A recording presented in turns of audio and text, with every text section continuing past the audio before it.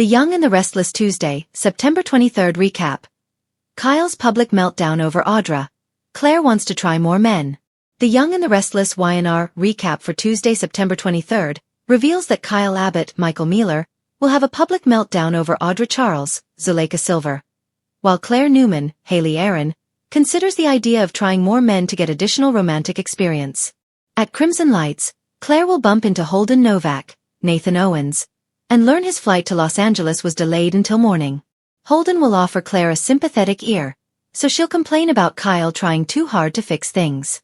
After Holden suggests Claire should take a step back from the situation, he'll invite her to come to LA with him. Holden will clarify that he means as a friend and assure Claire that he wasn't trying to make a play for her in the park recently. Claire will flirt a bit and suggest that's disappointing, but she'll ultimately turn down Holden's LA offer since she's trying to fix things with Kyle and he wouldn't react well. At Society, Kyle will run into Victoria Newman, Amelia Heinley, while she's waiting for Claire. Victoria will give Kyle a pep talk, but he'll worry about Claire finding reasons to pull away from him.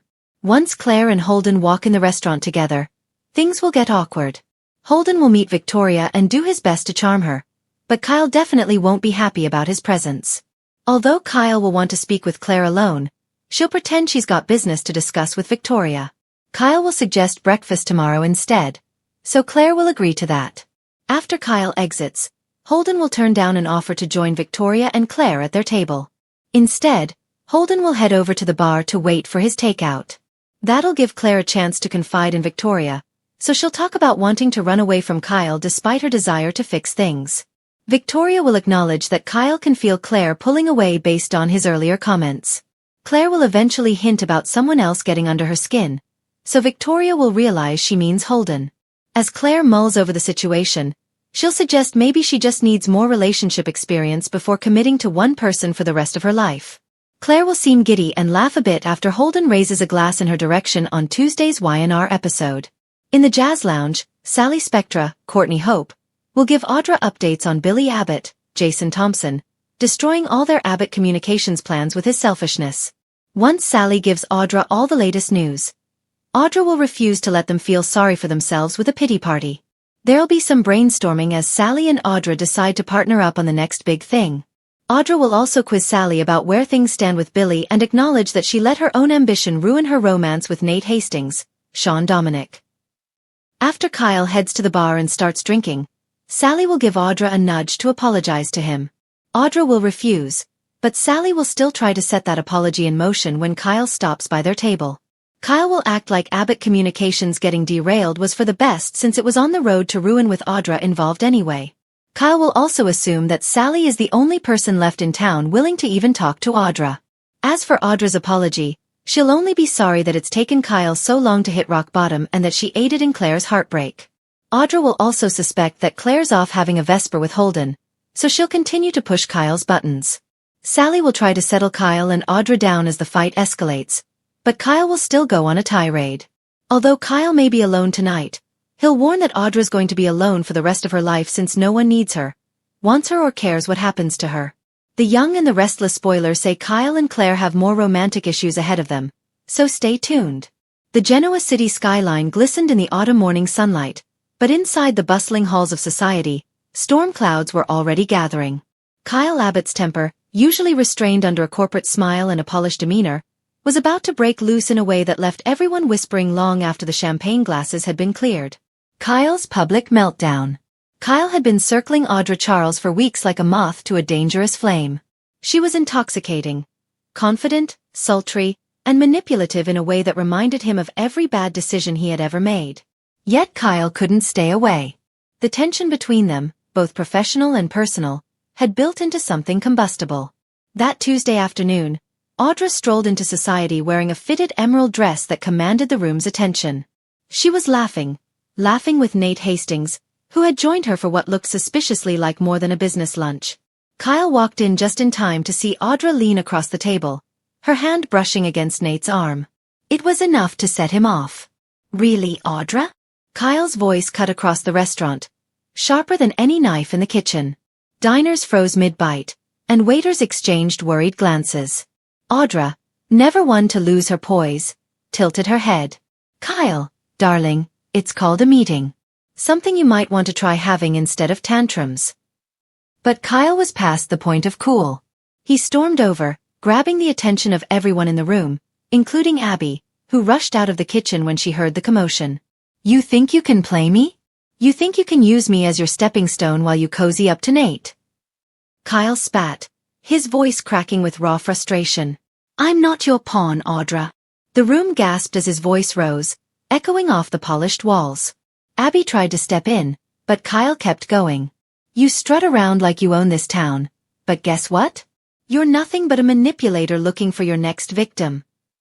His words, though fiery, carried an undercurrent of heartbreak.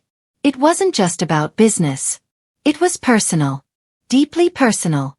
Audra, however, smirked with chilling calm. If you can't keep up, Kyle, maybe you should stick to the kiddie table at Jabot. Leave the real players to people like me. Gasps rippled through the room. Kyle's hands clenched into fists, and for a moment, everyone thought he might completely lose control. But instead, he laughed. A bitter, hollow sound. You'll regret underestimating me, Audra. Everyone here will see you for what you really are. With that, Kyle stormed out, leaving an audience of stunned onlookers whispering about his very public meltdown. Abby shook her head, knowing her cousin's impulsive behavior was about to spiral into headlines and boardroom gossip. Claire's growing curiosity. Meanwhile, across town, Claire Grace was having her own crisis of identity. Genoa City was still adjusting to her presence. A woman tied to the Newman family by blood but also by scandal. Her past, marred by manipulation at the hands of Jordan, still shadowed her every move. But lately, Claire had been restless, questioning not only her role in the Newman empire but her own personal life. Sitting with Summer at Crimson Lights, Claire stirred her coffee absent-mindedly. You ever feel like you're supposed to want one thing, but deep down you're curious about something else? Summer gave her a curious look. Depends on what you're talking about. Then let the words tumble out. Men. Relationships.